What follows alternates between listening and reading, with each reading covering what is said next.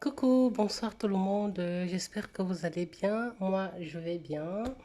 Ce soir, je vous présente mon bilan de la semaine 1 du mois de février. Voilà, sans tarder, je vais prendre mon filofax qui regroupe mes enveloppes du mois, mais aussi à la semaine. Donc, qu'est-ce qui s'est passé dans mes enveloppes cette semaine 1 du mois de février? Allez, c'est parti. Pour mon enveloppe alimentaire, donc je rappelle cette semaine qui se termine puisque nous sommes dimanche soir.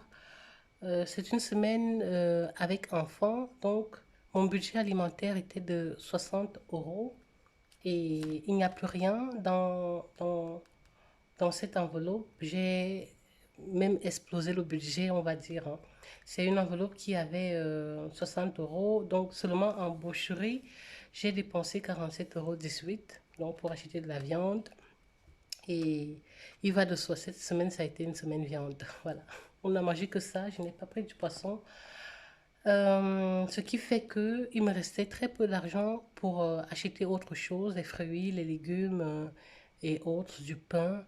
Donc, j'ai dû prendre pour compléter une dizaine d'euros, pour compléter les 12 euros qui me restaient ici, une dizaine d'euros dans mes boîtes. Je ne vous ai pas montré ces deux bocaux. Ce sont des bocaux que j'ai achetés chez Action, je crois, en novembre dernier. Et où je mets dans l'un toutes les pièces des euros, des pièces d'euros et ici les pièces de centimes. Donc dans ce bocal, j'avais réussi à collectionner une dizaine d'euros, presque 20 €. À savoir que, oui, j'ai complètement oublié de vous montrer ces deux boîtes. À savoir que moi, je ne fais pas le défi des centimes.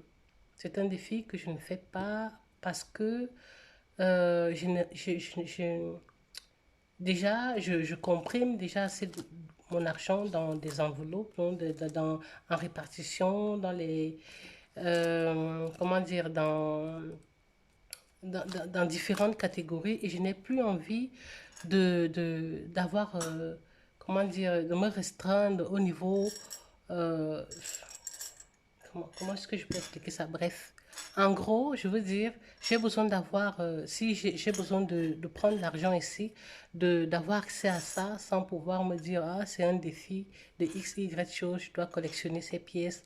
Non, donc, pour l'instant, peut-être je ferai ça dans l'avenir, mais pour l'instant, je ne fais pas de défi. S'il me reste des pièces à la fin du mois, je mets, voilà, dans ces deux bocaux, les pièces d'euros et les pièces de centimes.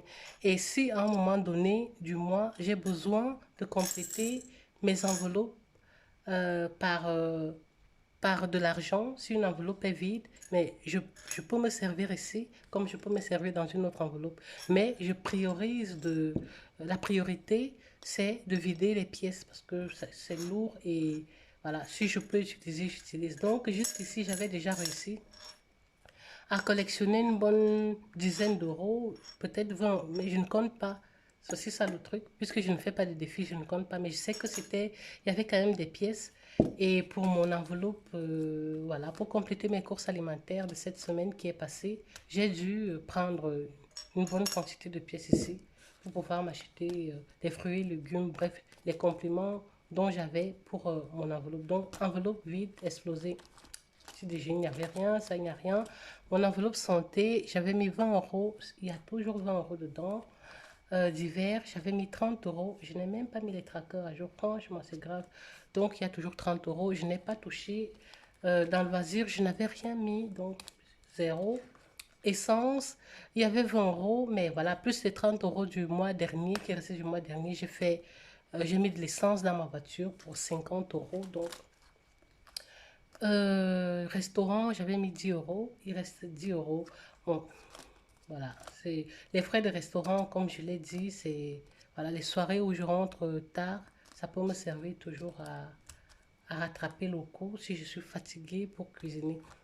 Mais cette semaine, ici, dans l'enveloppe de mes chéris, de mes enfants, de mes amours, j'ai mis 20 €, mais je n'ai rien touché. Cette semaine, c'était vraiment une semaine où j'étais très, très, très, très, très chargée. Mes enfants étaient les derniers à partir de la garderie de l'école. La honte. Franchement, je rentrais tard. C'était une semaine lourde. Franchement, une semaine très très lourde pour moi. Et bon, voilà. Pas eu beaucoup de temps de profiter un peu avec mes enfants. Et le week-end, je n'avais qu'une envie, c'est de me reposer. Voilà. Mes enfants ont une activité le samedi, les deux grands qui font de l'équitation. Ils sont allés à l'équitation.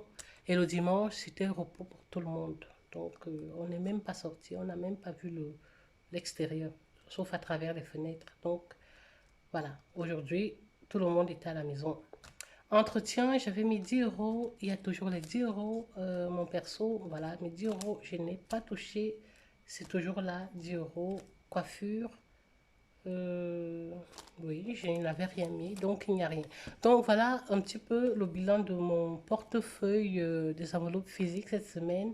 Il n'y a en gros que l'enveloppe alimentation que j'ai utilisé et voilà, j'ai explosé le budget. Je pense que j'avoisine les 80 euros. Je n'ai pas tous les détails parce que moi j'ai une mauvaise habitude. Je pense qu'elle est mauvaise et je dois changer ça. Il faut vraiment que je traque mes dépenses et ça, j'ai toujours la paresse. Si j'ai alloué 60 euros ici à cette enveloppe et que les 60 euros sont complètement utilisés, je n'ai pas la, le, comment dire, je ne prends pas la peine de traquer l'argent que je prends ailleurs pour compléter. Or, j'aurais dû le faire. Ici, j'avais pris de l'argent dedans. Je n'ai même pas noté combien j'ai pris, mais je sais que j'ai pris une dizaine d'euros, peut-être 20 euros.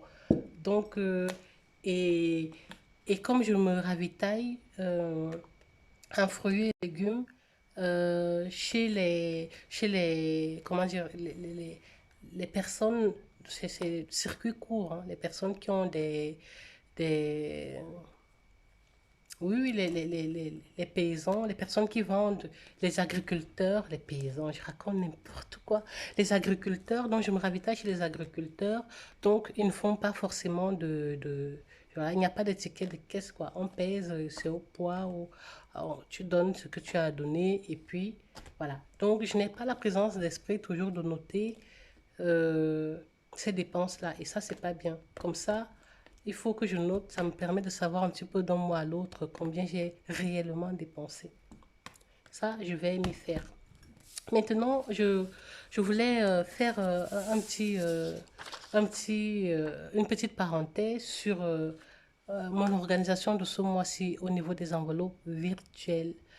Souvenez-vous, pour le bilan de janvier, il restait dans mon compte 140 euros. J'avais décidé de laisser 40 euros sur le compte pour le découvert et virer 100 euros dans mon compte des enveloppes virtuelles voilà, pour repartir peut-être soit dans les provisions de charges, soit dans, dans ces enveloppes ici. Mais après réflexion, j'ai décidé de changer d'avis parce que le découvert, ça pique quand même. Les frais de découvert, ça ne rigole pas. Et je pense que je serai plus vite, plus rassurée quand j'aurai fini quand j'en aurai fini avec ce découvert. Donc, j'espère que cette année 2000, avant fin, ou d'ici fin de l'année 2022, j'aurai fini avec mon découvert pour commencer l'année 2023. Franchement, libre, libre de dettes, libre de découvertes, libre de tout et d'une façon plus zen, quoi. Donc, j'ai décidé de laisser ces 140 euros finalement dans le compte pour l'intérêt du découvert et recommencer. De toute façon, le mois de janvier, c'était déjà un flop total au niveau de cette répartition. Donc, voilà, le flop continue. Donc, il n'y a rien dans ces enveloppes. Et maintenant, pour le mois de février, puisque quand je vous ai fait la répartition vendredi, je vous ai dit que j'ai alloué 190 euros dans les enveloppes et 270 euros dans, dans les provisions de charges. Donc, les 190 euros sont répartis en 50 euros que je mets dans les soldes. Les soldes, en fait, je prévois de faire la layette ou les courses pour les vêtements de mes enfants et peut-être moi inclus 2 fois par an pendant les périodes de soldes. J'ai une amie qui me dit que ce n'est pas une très bonne idée parce que pendant les périodes de soldes dans les magasins, on ne trouve que du brol. Vous, les mamans ou les personnes qui ont l'habitude, qui ont ce système, qui ont l'habitude d'acheter que pendant les soldes, est-ce que vous pensez que c'est vrai que dans les magasins, pendant les soldes, c'est que du brol? Moi, je n'ai pas d'expérience vraiment là-dessus parce que je ne fais pas vraiment je ne faisais pas mes courses en magasin. J'ai toujours fait mes courses en ligne, vêtements, de tout en ligne. Mais moi, j'ai décidé de rompre avec le système des courses, euh, des achats en ligne, des achats de vêtements d'enfants, de mes propres vêtements.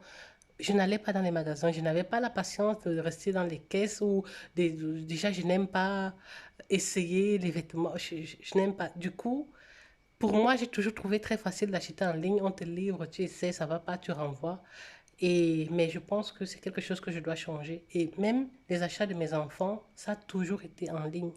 Mais j'ai décidé de rompre c'est ça qui, quelque part aussi, euh, incitait à l'achat compulsif. Donc, toutes ces applications et compagnies, je les ai virées de mon téléphone et je vais aller dans les boutiques physiques maintenant pour ça.